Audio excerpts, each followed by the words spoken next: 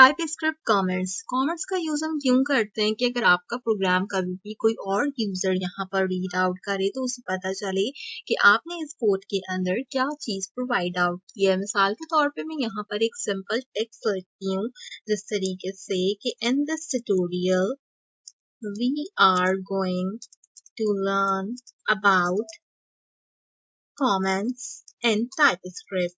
अब मैं क्या चाहती हूँ कि यहाँ पर मैंने जितना भी चीजें लिखी हैं फिलहाल के लिए, क्योंकि हमारे पास जीएस ओपन है तो जीएस में इसने सारी चीजों को यहाँ पे कंपाइल्ड आउट कर दिया। लेकिन अगर मैं इसको सिंपली विजुअल स्टूडियो कोड में लिखती तो ये इस तरीके से कंपाइल्ड होके नहीं आता। तो फिलहाल के लिए जीएस वाले पोर्शन को आप स्किप कीजिएगा।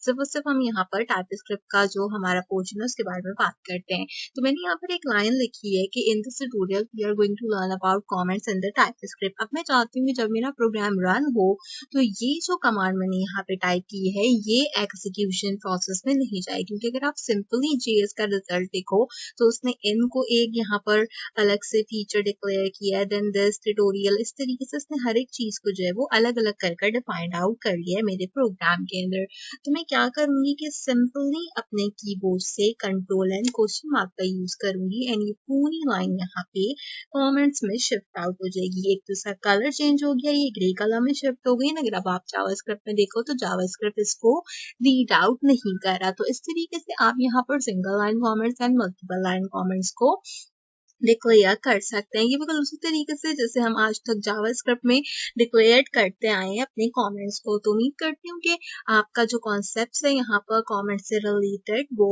कंपाइल्ड आउट हुआ होगा।